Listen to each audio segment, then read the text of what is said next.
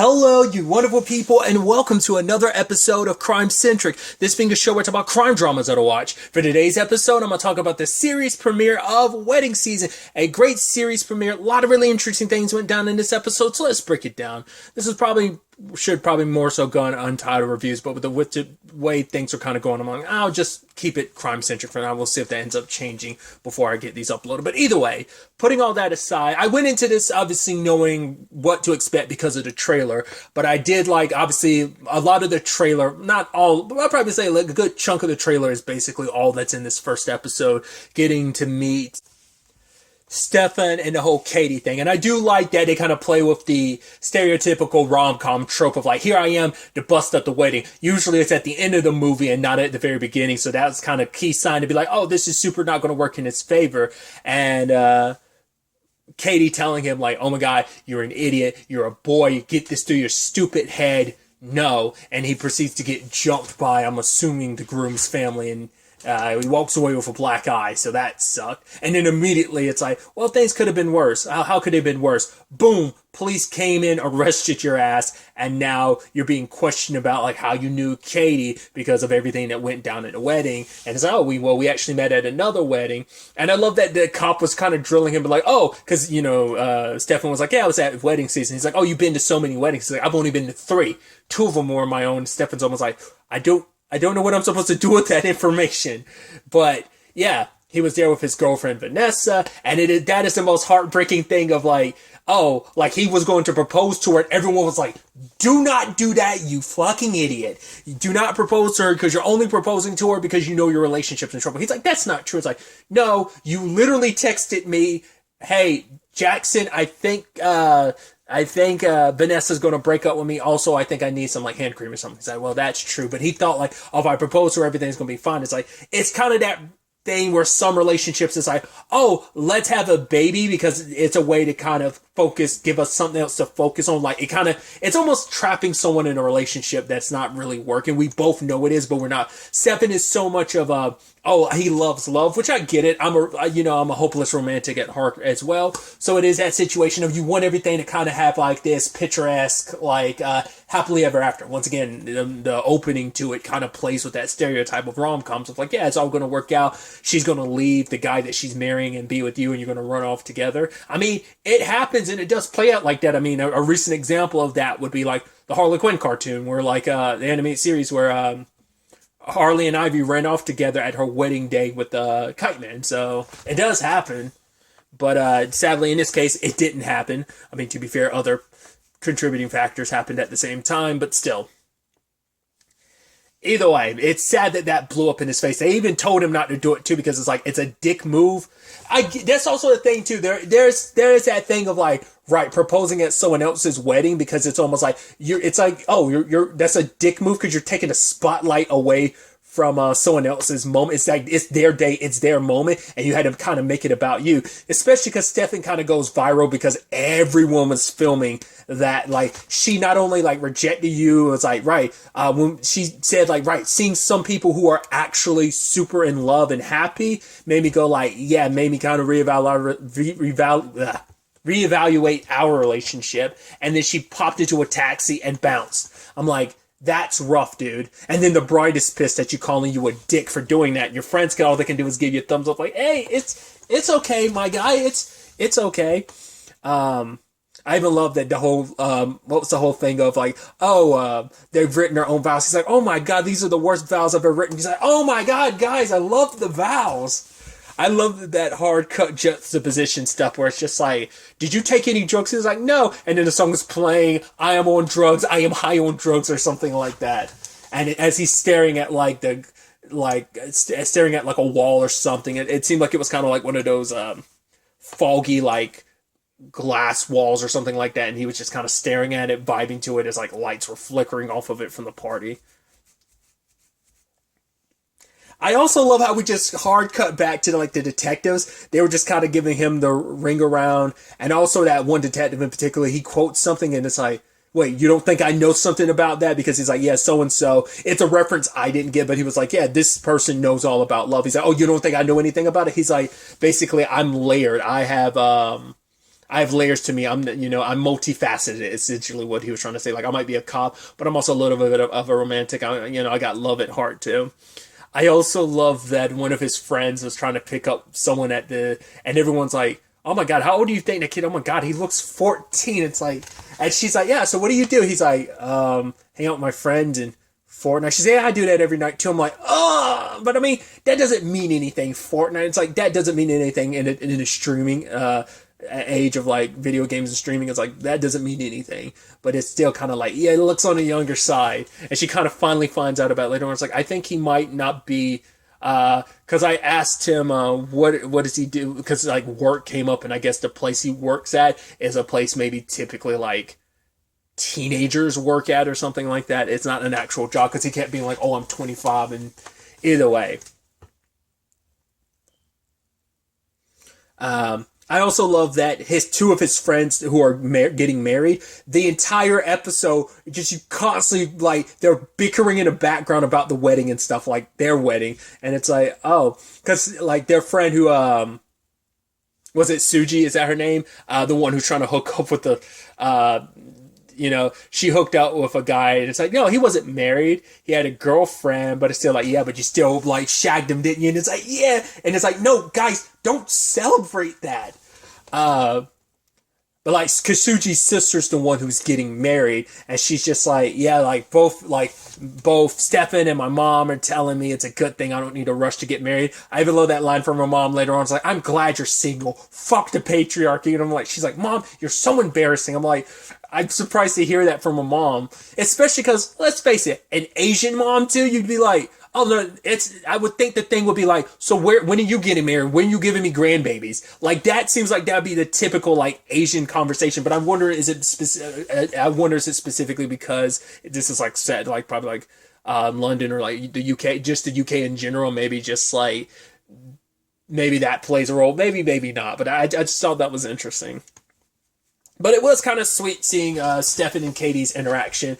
And he's like, "Oh, do you have that? Oh, you have a wrestling on? You like wrestling?" And she's like, "What?" It's like, "Oh, yeah, it's on the phone." And then that guy went looking for her phone. I was like, "No way, she didn't." And it's like, "Yeah, it's like it's got my son's, like, it's a very like cover to it. It's like something of my son put on." I'm like, "Why are you stealing people's phones?" And I'm like, I guess maybe it's almost kind of like a weddings crasher thing. At first, I was wondering, because I was like, do you go there just to cause mischief or something? Well, the bride, Suji's sister's name is Yuna, which obviously when I hear Yuna, the only thing ever really, the Yuna to me that comes to my mind, obviously it's like FF10 Yuna, just my nerdy side of my brain.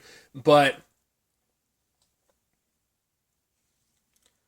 she ended up saying like, "Oh yeah, like a friend of, Yuna's is why I'm at the wedding, and it's Hugo Delaney," and it's like, that's her boyfriend. I was like, wait, that's the guy you married later on. And that's where it really kind of bust the bubble of like what I thought this was, because I was under the impression like, okay, like Stefan and Katie got together, things kind of burned out, and then like, because this was only 3 months ago, so then I was like, wow, that's a pretty quick turnaround of you guys were like dating and stuff, and then she's immediately marrying someone else. Like, oh no, she was already not just dating Hugo, she was already engaged to him. And I was like, oh, they were having like a fun time affair. I was like, oh, that's interesting. So no wonder he was like, so that makes that opening, because at first you're almost like she's already moved on, you broke up, but it hasn't been that long and she's already marrying someone else type of like a quick rebound. It's like, no, she was already in the middle of a relationship. You guys had an affair and you were hoping like, no, after everything we've been through, break this off with him and be with me. So, and I also love they kept going back to like the whole incident of like him hurting someone. I was like, what the fuck? He's like, oh, the knife thing? I was like, what happened? Like, but it's like, oh, he performed a tracheotomy on someone, and I was like, oh, he saved someone's life. So why are you making it seem like he did something terrible? It's like, well, because they already busted Jackson, and Jackson revealed like, yeah, I gave him drugs. And it's like, oh, you suck for doing that, Jackson. You suck.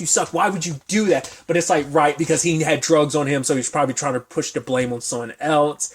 I mean, it seemed like the cops were trying to do whatever they could to get any leverage, anything they could use against him. So they already knew he had drugs, and he performed something like that while under the influence. So it's like, because if anything happened, it could be a malpractice situation, and he could get sued, and the hospital, as his employers, could probably suffer. I don't know if they could end up getting sued in the process because it's not like he was on hours, but he was still a doctor that works at a very specific hospital. So now it's like a thing of because of what you did, you saved someone's life, but you're going to lose potentially your medical license and everything. I was like, that sucks. Because like they were like, they kind of steamrolled you in that moment. But it's like, yeah, because even his lawyer's like, all right, what do you want? Because obviously he isn't your main focus. They're after Katie, but then they're also looking at him as a suspect because he's a doctor.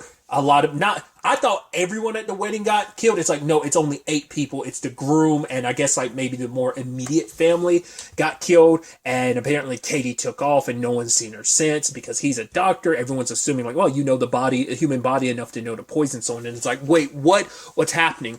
Oh, also we have all these photos of you and Katie having this affair. You just said it yourself that you thought her boyfriend or fiance, Hugo Delaney, was a dickhead, massive dick.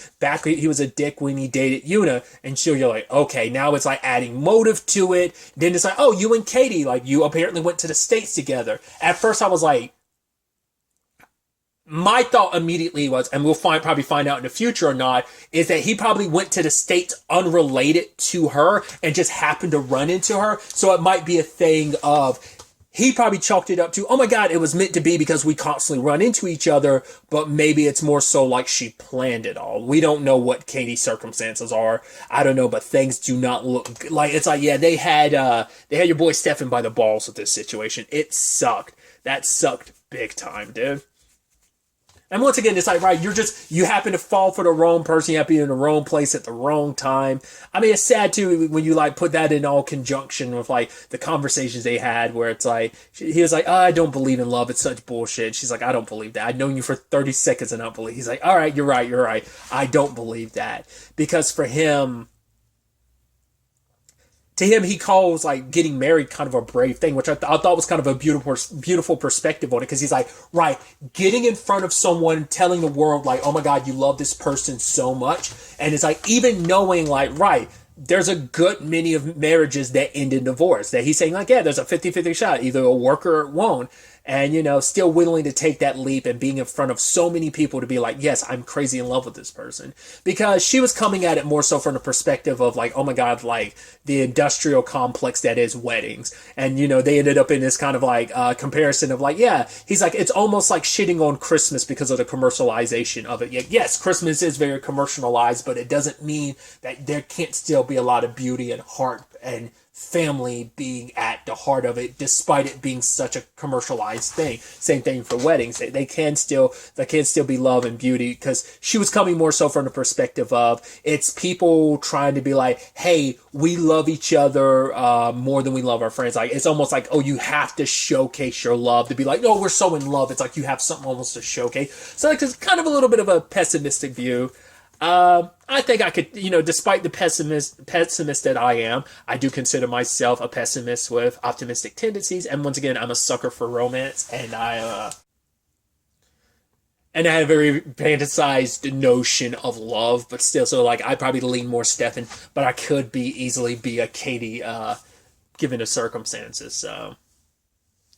But I love how she rolls up and gets Stefan. And I'm curious why she specifically got him. I guess it's like, right, we're both the number one suspects. But I guess it's like, right, what we have is such a connection that I know that you are the only person in the world who's going to believe me. So I need your help. Because I need someone by my side that will help me, who will believe me, who won't doubt me. But for him, it's like, right, everyone's telling me all this. Now I'm getting dragged into all of this as well. And she asked him just to take a leap, both physically taking a leap across the building, but also metaphorically speaking as well, of like, take this leap with me. And just like, she seems a little psychotic when she's like, man, I'm glad to have you by my side. She's smiling and he's like, what did you do? She crashed like a car near the police station so it would distract all the cops and she could slip in and grab him. So you immediately want, like, I don't think she was responsible for killing Delaney, but the question is who and why. I'm throwing this out here early. It'd be interesting if we end up finding out that Una was responsible, that this was like some like roundabout thing or something. I don't know. Because I'm curious to find out, like, I wonder is it going to be like a Delaney's family is not Were they? Because for whatever reason, I went into this thinking like, oh, her husband, like her family were like a mob family or something like that. I don't think that's the case. I don't know where I got that from, but for some reason I had that in my head like they might be a mob family. So I'm curious to find out more about the Delaney's, like who would want them dead, who would want to frame Katie and Stefan. I mean, maybe they just made the perfect patsies, but it's just like, right. Also, Katie isn't who he thinks she is. Like,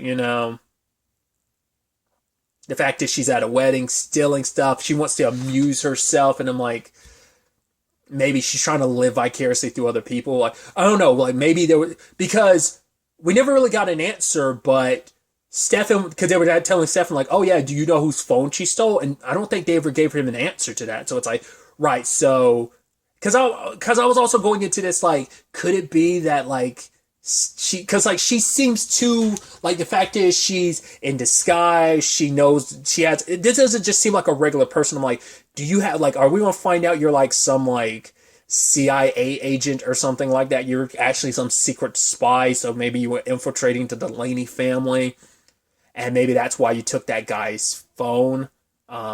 The fact is, it's like, whoa, the fact is you would end up bumping. I mean, maybe it's just like, hey, happenstance, you just happen to bump into Stefan and drop the phone. She's like, oh, Butterfingers. But I'm like, could it be you were from the very beginning trying to, I guess, almost cultivate a CI to some extent? It's a weird example to make, but I'm curious if that's like the correlation that's kind of being made there. Like maybe she cultivated him as kind of a source, or just someone she could use as kind of like a, oh my god, we're having an affair, but in actuality, like it's playing into like some greater role. So it feels almost like there might be some spy element with her. We don't know. Just the first episode is all I've watched so far, so I'm really interested to find out more about where all this is going, what Katie's circumstances are. We'll just have to wait and see where everything takes us going forward into the next episode. But really, that's all I want to talk about. Till the next time we meet, be happy, be safe, live life to the fullest, and enjoy it. Good day, and goodbye.